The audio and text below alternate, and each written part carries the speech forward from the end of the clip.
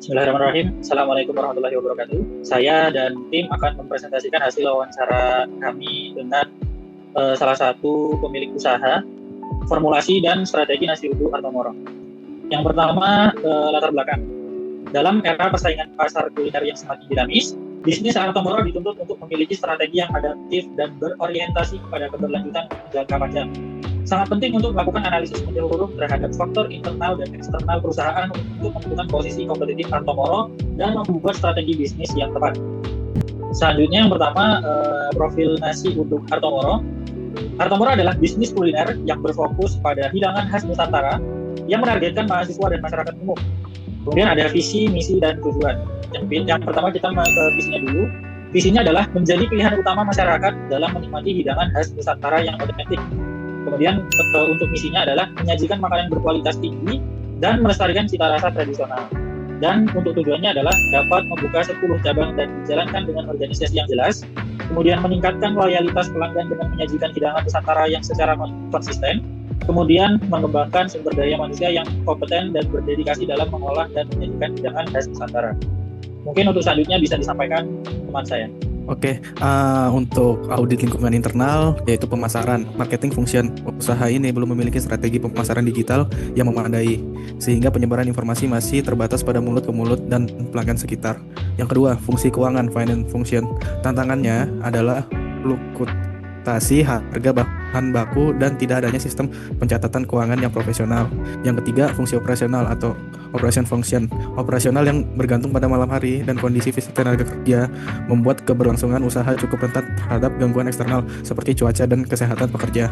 Untuk audit lingkungan eksternal, aspek operasional usaha Artomoro harus menjaga konsistensi rasa dan mencari pembeda seperti pelayanan ramah dan konsep otentik. Yang kedua, perilaku konsumen. Mereka juga semakin sensitif terhadap harga dan menginginkan kemudahan seperti pembayaran digital atau layanan antar. Yang ketiga, kondisi ekonomi global. Fluktuasi harga bahan produk seperti beras, minyak, dan cabai dapat mempengaruhi harga jual dan keuntungan.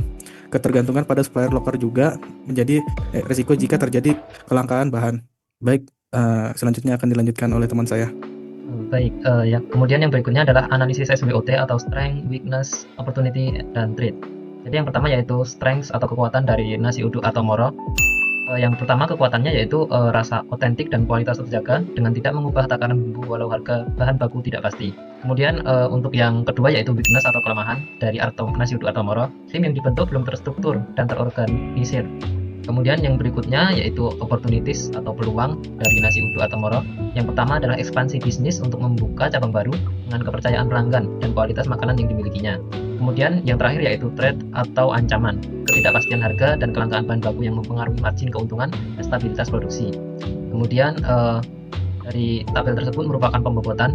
Jadi berdasarkan kategori, yang pertama yaitu strength, ditentukan bobot dan rating seperti berikut. Dari hasil bobot dan rating ini menghasilkan skor yaitu 0,60 misal pada rasa otentik dan kualitas konsisten. Dan yang terakhir yaitu resiko operasional malam hari dengan skor 0,10. Dari hasil berikut dijumlahkan dari tiap komponennya dan dihasilkan yaitu pada strength menghasilkan nilai 1,7, weakness 0,6, opportunities 1,56, dan threat 0,7. Jadi dengan begitu untuk menentukan sumbu X dari gambar berikut maka menggunakan rumus dan menghasilkan 0,55. Kemudian untuk menentukan sumbu Y menggunakan rumus dan menghasilkan 0,43. Jadi pada diagram di sini berada di kuadran 1 yaitu pertumbuhan dengan penentuan nilai yang sudah ditentukan tadi seperti berikut. Nah, untuk berikutnya akan dijelaskan oleh teman saya. Baik, terima kasih. Analisis 5 kekuatan importer. Yang dimana di sini poin utamanya adalah di persaingan antar perusahaan. Perusahaan lain yang juga memiliki produk yang serupa dengan harga yang cenderung lebih rendah. Kemudian poin berikutnya adalah di ancaman masuknya pesaing baru. Industri ini memiliki beberapa karakteristik yang memudahkan masuknya pemain baru, seperti modal awal yang relatif rendah dan regulasi yang tidak terlalu ketat.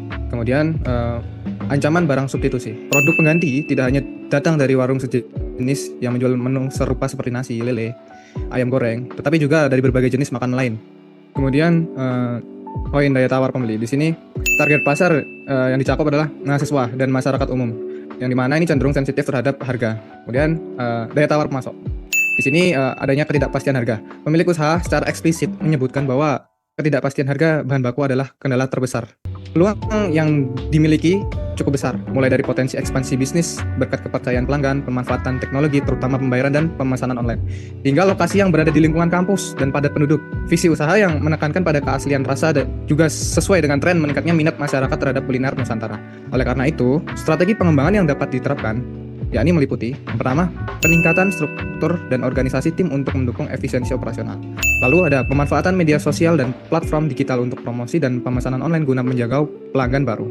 Kemudian, diversifikasi waktu operasional atau bentuk layanan seperti membuka layanan pagi atau sore atau menjual frozen food. Inovasi produk turunan dengan tetap menjaga ciri khas rasa untuk bersaing dengan makanan kekinian. Kemudian selanjutnya, penguatan kemitraan dan suplai bahan baku untuk mengantisipasi fluktuasi harga dan kelangkaan. Oke, mungkin cukup sekian dari kami. Kurang lebihnya mohon maaf. Assalamualaikum warahmatullahi wabarakatuh.